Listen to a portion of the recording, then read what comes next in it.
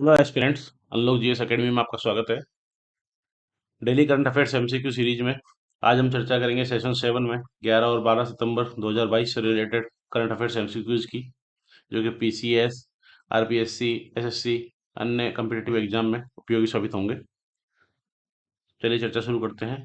प्रश्न 60 है। सितंबर महीने में हाल ही में किबुथु कि भारत के सबसे पूर्वी सैन्य गैरिसन का नाम किस सेना जनरल के नाम पर रखा गया है? Recently India eastern most military garrison of Kibithu renamed after which army general? General Vipin Rawat, general VK Singh, general Kodandera Madappa Cariappa, K M Cariappa और जनरल मनोज पांडे। इसका सही आंसर है जनरल बिपिन रावत। जनरल बिपिन रावत के नाम पर ये किबुथु है, अरुणाचल प्रदेश में। चाइना की बॉर्डर है, ये एलएसी है। ये वाला रीजन एलएसी है और यहाँ पे किबुथु है। ये किबुथु लोहित घाटी के किनारे है, यहीं से ये लोहित नदी निकलती है।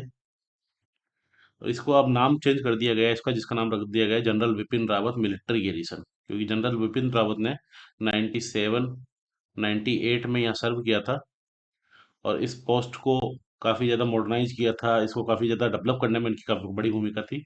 ये ईस्टर्न मोस्ट मिलिट्री गैरिसन है इंडिया का। ईस्टर्न मोस्ट मिलिट्री पोस्ट है ये किबुथु। यहाँ पर मेयोर और जारकिन ट्राइब्स पाई जाती है।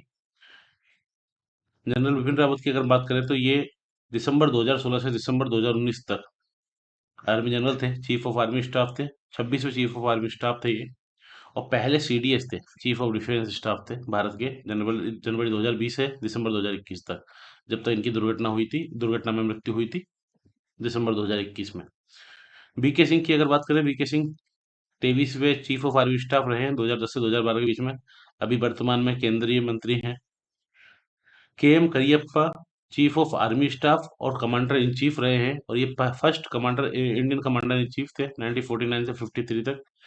अगर 5 star rank of field marshal की बात की जाए आर्मी में, 5 स्टार रैंक के फील्ड मार्शल केवल दो ही हैं आर्मी में, दो ही रहे हैं, के एम करियप्पा और श्याम मोनेक्शो। तो अगर पूछ किबुतु भी पूछ लिया जा सकता है, किबुतु कहाँ पर है, किबुतु मिलिट्री गैरिसन, या फिर ये पूछ लिया जा सकता है general Bipin Rawat military garrison कहाँ पर है, तो ये किबुतु अरुणाचल प्रदेश में लोहित घाटी के किनारे पे है। ये याद रखिएगा आप। अगला प्रश्न है प्रश्न 61। हाल ही में चर्चा में रहा ऑपरेशन लंदन ब्रिज निम्नलिखित में से किससे संबंधित है? कुल आपदा से नागरिकों को निकासी, ब्रिटेन की आर्थिक मंदी, महारानी एलिजाबेथ द्वितीय की मृत्यु, राजशाही के खिलाफ विरोध। इसका सही आंसर है महारानी एलिजाबेथ द्वितीय की मृत्यु। अभी आपको पता ही है, यूनाइटेड किंगडम की महारानी क्वीन एलिजाबेथ सेकंड की मृत्यु हो गई। तो उनकी मृत्यु के बाद जो कोड वर्ड पर्टिकुलर यूज किया जाता है ब्रिटेन सरकार के द्वारा, वो है ऑपरेशन लंदन ब्रिज, जिसमें उनकी मृत्यु के बाद D+1 से लेके फ्यूनरल के दिन तक 10 दिनों तक की प्लानिंग की जाती है। इस फ्यूनरल प्लान को नाम दिया गया है ऑपरेशन लंदन ब्रिज। इसमें प्लानिंग ऑफ इवेंट्स होते हैं इन यूके में, ठीक है, following the death of head of state. इसी के साथ एक और ऑपरेशन जो आपको याद रखना है, वो है operation spring tide. Operation spring tide है चार्ल्स थर्ड, जो कि अब किंग बने हैं, इनके थ्रोन पे एसेसन को लेके जो प्लानिंग हुई थी और जो प्रोसेस की जाती है, उसको ऑपरेशन स्प्रिंग टाइड नाम दिया गया है। अगला प्रश्न है 62। दक्षिण दक्षिण सहयोग के लिए अंतर्राष्ट्रीय दिवस कब मनाया जाता है? The international day for south south cooperation is observed on 5 सितंबर, 8 सितंबर, 9 सितंबर, 12 सितंबर। इसका सही आंसर है 12 सितंबर। 5 सितंबर को होता है इंटरनेशनल चैरिटी डे, जो कि मदर टेरेसा की मृत्यु के उपलक्ष्य में मनाया जाता है। 8 सितंबर को होता है इंटरनेशनल लिटरेसी डे। 9 सितंबर को होता है international day to protect education from attack.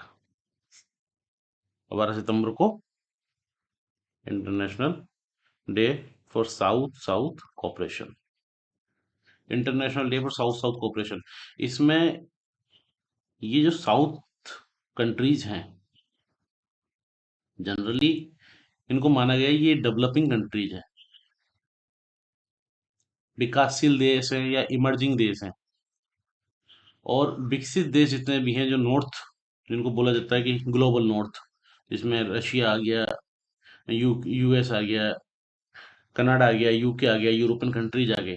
ये कोऑपरेट नहीं करते साउथर्न कंट्रीज के साथ। तो ये साउथ साउथ कोऑपरेशन शुरू हुआ था इन सभी साउथर्न कंट्रीज में, ग्लोबल साउथ कंट्रीज में, कि टेक्नोलॉजिकल, डिप्लोमेटिकली, साइंटिफिकल सहयोग बढ़े, कोऑपरेशन बढ़े, उसके लिए। तो 12 सितंबर को डेजिग्नेट किया गया था international day for south south cooperation, UN के द्वारा, कि विकासशील देशों में सहयोग बढ़ाने के लिए, ग्लोबल साउथ में तकनीकी सहयोग बढ़ाने के लिए। अगला प्रश्न है 63। संघाई सहयोग संगठन शिखर सम्मेलन 2022 किस देश में आयोजित किया गया था? अभी एससीओ, संघाई कोऑपरेशन ऑर्गेनाइजेशन की मीटिंग हुई थी 2022 में। ये मीटिंग हुई थी, कहाँ पर हुई थी? Uzbekistan, Kazakhstan, Kyrgyzstan, Tajikistan. इसका सही आंसर है उज्बेकिस्तान। उज्बेकिस्तान के समरकंद में ये मीटिंग हुई थी।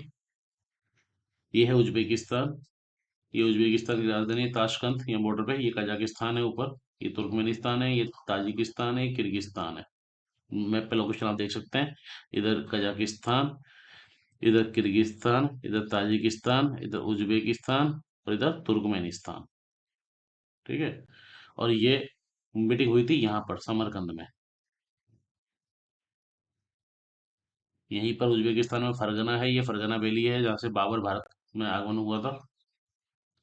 एससीओ 2022 की समरकंद उज्बेकिस्तान में मीटिंग हुई, ये 22वीं मीटिंग थी, क्योंकि एससीओ की स्थापना हुई थी 2001 में। उससे पहले एससीओ जाना जाता था संघाई फाइव के नाम से। 96 में स्थापना हुई थी संघाई फाइव की, जिसमें 5 देश थे: कजाकिस्तान, किर्गिस्तान, रशिया, चाइना और ताजिकिस्तान।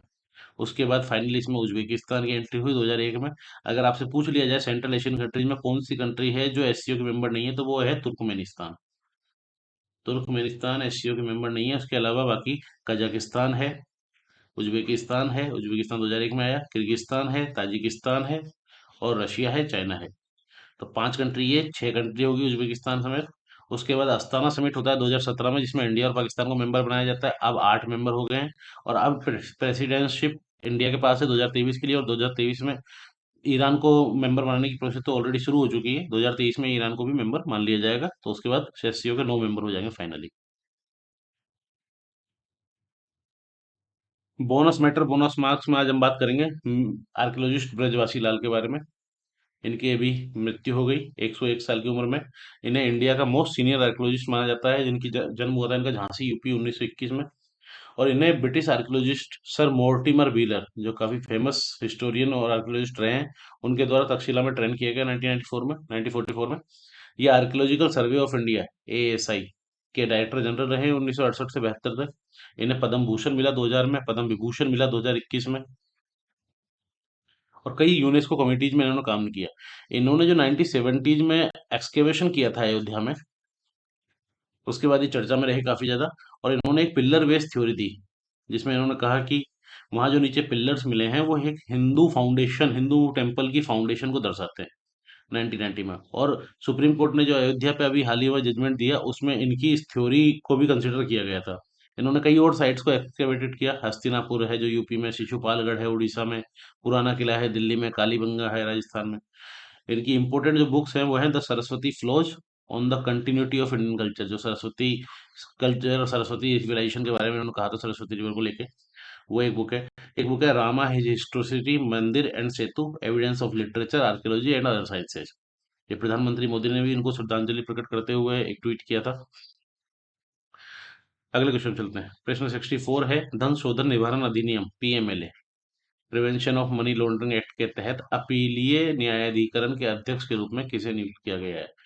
पीएमएलए का जो अपीलेट ट्रिब्यूनल है, उसका चेयरमैन किसे बनाया गया है? न्यायमूर्ति मुनीश्वरनाथ भंडारी, माधवीपुरी बुच, न्यायमूर्ति आदर्श कुमार गोयल, जस्टिस जस्टिस रंजीत वसंत राव मोरे। तो ये जस्टिस रंजीत वसंत राव मोरे हैं, ये तो हैं अभी केट, सेंट्रल एडमिनिस्ट्रेटिव ट्रिब्यूनल के हेड। आदर्श कुमार गोयल है एनजीटी के हेड। माधवीपुरी बुच है सेबी की हेड। बचे कौन? न्यायमूर्ति मुनीश्वर नाथ भंडारी। इन्हें अभी पीएमएलए का ट्रिब्यूनल का हेड बनाया गया है। सही आंसर है मुनीश्वर नाथ भंडारी। ये हैं जस्टिस मुनीश्वर नाथ भंडारी, जिन्हें पीएमएलए ट्राइबल ट्रिब्यूनल का चेयरमैन बनाया गया है। PMLA prevention of money laundering act आया था 2002 में। और ट्रिब्यूनल्स की अगर बात की जाए तो ट्रिब्यूनल्स का जो मूल संविधान में प्रोविजन नहीं था, 42वें अमेंडमेंट जिसे मिनी कॉन्स्टिट्यूशन बोला जाता है, जो इंदिरा गांधी के समय इमरजेंसी के समय आया था, 42वें संविधान संशोधन से ट्रिब्यूनल्स को संविधान में स्थापित किया गया और अनुच्छेद 323 ए में प्रशासनिक ट्रिब्यूनल्स की बात की गई, एडमिनिस्ट्रेटिव ट्रिब्यूनल जिससे कैट बनता है। और उसके बाद 323 बी में कहा गया अन्य ट्रिब्यूनल्स हो गए, जिससे एनजीटी वगैरह अन्य ट्रिब्यूनल्स बनते हैं। कैट के सेंट्रल एडमिनिस्ट्रेटिव ट्रिब्यूनल की इसके जो हेड हैं वो हैं जस्टिस रंजीत बसंतराम मोरे, जो कि अभी काफी चर्चा में है, क्योंकि काफी विवादित रूप से इनकी नियुक्ति हुई है, ऐसा कहीं कहा जाता है। और एनजीटी के जो हेड है वो है मिस्टर ए के गोयल, जस्टिस ए के गोयल, राष्ट्रीय हरित प्राधिकरण के। अगला क्वेश्चन है 65, यूएस ओपन 2022 का पुरुष एकल खिताब किसने जीता है? Men single title US open 2022 में किसने जीता है? Casper Ruud, Carlos Alcaraz, Rajeev Ram, Joe Salisbury. इसका सही आंसर है कार्लोस अल्करेज। कार्लोस अल्करेज ने जीता है और इन्होंने कैस्पर रूड को हराया है। कैस्पर रूड को हराया है। ये है कार्लोस अल्करेज, स्पेन के हैं। इन्होंने मेन सिंगल जीता यूएस ओपन 2022 का, और ये यंगेस्ट प्लेयर हैं जो कि association of tennis professional ranking, ATP ranking जो निकाली जाती है उसमें पहले स्थान पे पहुंचे गए हैं। ये फर्स्ट पोजीशन पे भी इस टाइम एटीपी रैंकिंग्स में, और इस स्थान पे पहुंचने वाले यंगेस्ट प्लेयर है ये। इन्होंने कैस्पर रूड को हराया, और ये यंगेस्ट यूएस ओपन विनर भी है 1990 के बाद। 1990 से पहले इनसे ज्यादा यंगेस्ट लोग रह चुके हैं, पर 1990 के बाद ये यंगेस्ट यूएस ओपन विनर है। मेंस डबल की बात करें तो मेंस डबल में जीते हैं राजीव राम और जो सैलिसबरी। ये मेंस डबल में जीते हैं, मेंस डबल 2022 यूएस ओपन। तो राजीव राम और जो सैलिसबरी मेंस डबल में जीते हैं। नेक्स्ट प्रश्न है प्रश्न 66, यूएस ओपन 2022 का महिला एकल खिताब किसने जीता है? वुमेन्स सिंगल किसने जीता टाइटल यूएस ओपन 2022 का? Katerina Siniakova, Barbora Krejcikova, Ons Jabeur, Iga Swiatek. इसका सही आंसर है ईगा स्वीटेक। इन्होंने ओन्स जागूर को हराया था। ये है ईगा स्वीटेक, जो कि पोलैंड की है। ओन्स जागूर को इन्होंने हराया। और वुमेन्स डबल की बात करें तो वुमेन्स डबल का खिताब जीता है बारबरा क्रेजिस्कोवा और कैटरीना सिनियाकोवा ने। बारबरा क्रेजिस्कोवा, कैटरीना सिनियाकोवा ने। और मिक्स डबल का जीता है स्टॉर्म सैंडर्स और जॉन पियर्स।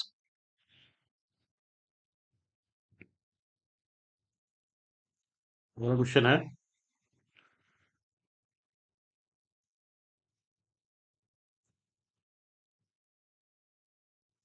दूसरी भारत जापान 2+2 विदेश और रक्षा मंत्री स्तरीय बैठक किस शहर में आयोजित की गई है? सूरत में, क्योटो में, दिल्ली में, टोक्यो में। जो second India Japan 2+2 foreign defence meeting हुई है, इसका सही आंसर है टोक्यो जापान। टोक्यो जापान में मीटिंग हुई है 2+2। भारत जापान 2+2 विदेश एवं रक्षा मंत्री जो मीटिंग हुई है, ये विदेश मंत्री हैं भारत के एस जयशंकर, और ये रक्षा मंत्री हैं श्री राजनाथ सिंह, और ये जापान के रक्षा मंत्री और विदेश मंत्री हैं। 2+2 भारत जापान मीटिंग हुई है, जिसमें दोनों देशों के रक्षा मंत्री, डिफेंस मिनिस्टर और फॉरेन मिनिस्टर होते हैं। ये पहली मीटिंग हुई थी 2019 में दिल्ली भारत में। सेकंड जो मीटिंग हुई है वो 2022 टोक्यो जापान में हुई है। ये बायलैटरल सिक्योरिटी कोऑपरेशन को बढ़ाने के लिए, फ्री और ओपन इंडो पैसिफिक की बात करने के लिए है। और भारत जापान कई और फोरम में भी सहयोग करते हैं, जैसे क्वाड में भारत जापान और ऑस्ट्रेलिया और यूएसए भी है।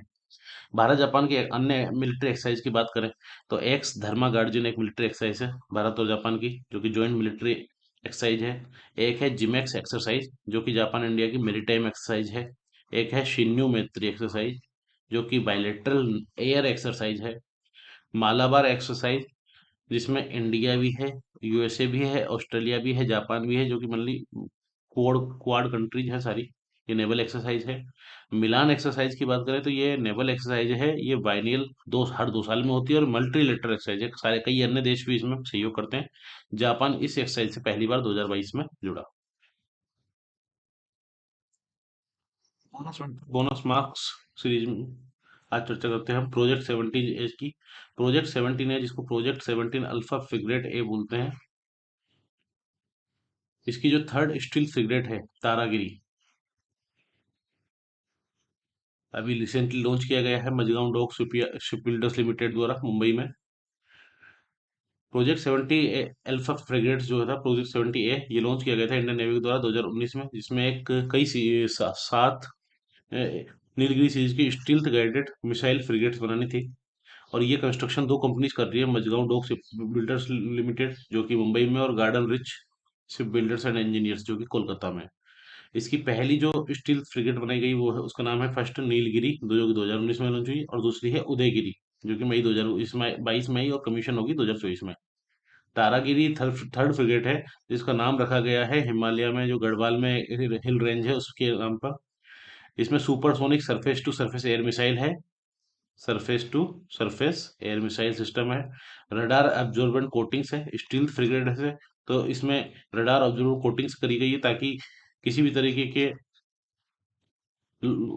दुश्मन के लोकेशन दुश्मन इसकी लोकेशन का पता नहीं लगा सके।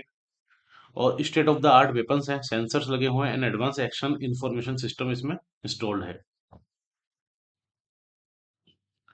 अगला प्रश्न है प्रश्न 68।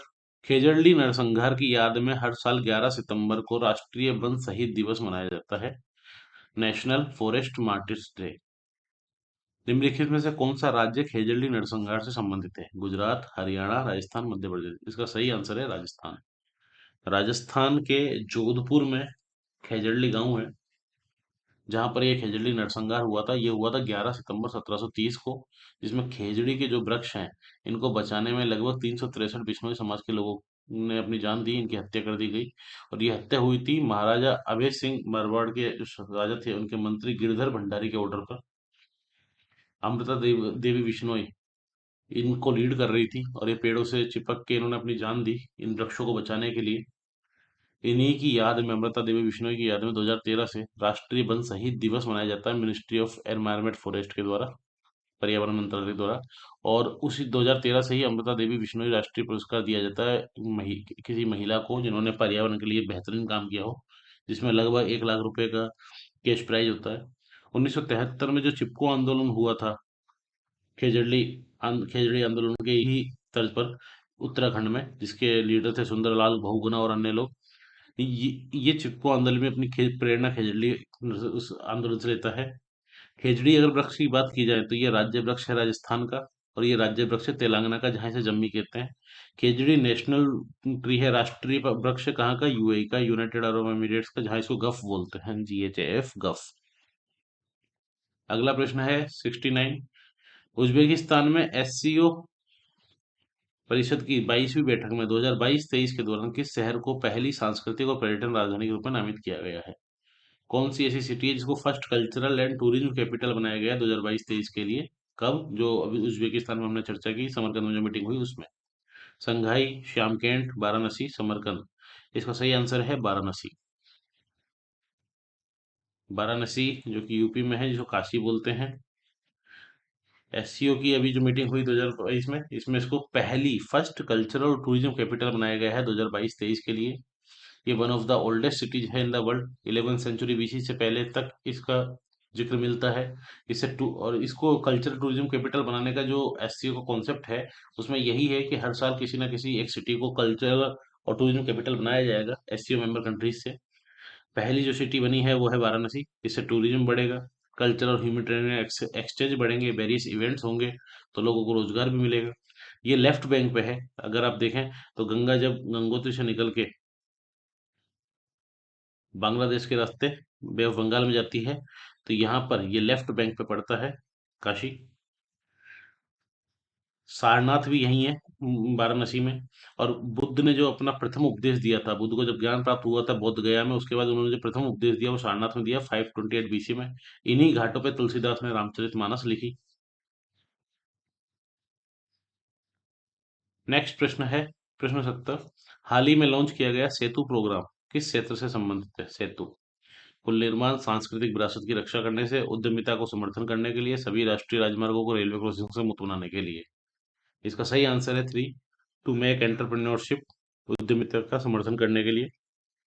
सेतु प्रोग्राम अभी लॉन्च किया गया। सेतु में S है supporting entrepreneurship, supporting entrepreneurship in transformation and upskilling. तो मेनली ये एंटरप्रेन्योर्स को सपोर्ट करने के लिए, उनको ट्रांसफॉर्म करने के लिए, अपस्किल करने के लिए शुरू किया गया है। और ये लॉन्च किया है पीयूष गोयल ने, जो कि कॉमर्स एंड इंडस्ट्रियल मिनिस्टर हैं अभी। इसमें कहा गया है कि ये कनेक्ट करेगा एंटरप्रेन्योर्स, जो इंडिया में एंटरप्रेन्योर्स की नई वेव आई है, उन एंटरप्रेन्योर्स को कनेक्ट करेगा यूएस बेस्ड इन्वेस्टर से, ताकि इनके बीच में कुछ सपोर्ट हो सके, ट्रांसफॉर्मेशन हो सके, और यूएस जो बेस्ड इन्वेस्टर हैं ये इन एंटरप्रेन्योर को सपोर्ट करें, इन्हें फंडिंग करें। स्टार्टअप इंडिया का एक मार्ग प्रोग्राम है, उसके तहत ये सेतु प्रोग्राम वर्क करेगा। अगर बात करें सेतु भारतम प्रोजेक्ट की, तो सेतु भारतम प्रोजेक्ट भारत सरकार का प्रोजेक्ट है जो 2019 में, जिसमें कहा गया था कि 2019 तक सारे नेशनल हाईवेज को फ्री करना है रेलवे क्रॉसिंग से। तो इसको कंफ्यूज नहीं होना, सेतु प्रोग्राम अलग है, सेतु भारतम प्रोजेक्ट अलग है। एक रोजगार सेतु योजना है मध्य प्रदेश सरकार की, इसे भी अलग मानेंगे। इस तरह से आज की चर्चा हमारी समाप्त होती है। इस तरह के वीडियो हम आपके बीच में लाते रहेंगे। हमारे अन्य वीडियोस देखने के लिए नीचे लिंक देखिए डिस्क्रिप्शन बॉक्स में। अनलॉक जीएस एकेडमी को सब्सक्राइब करें, शेयर करें। Thank you very much.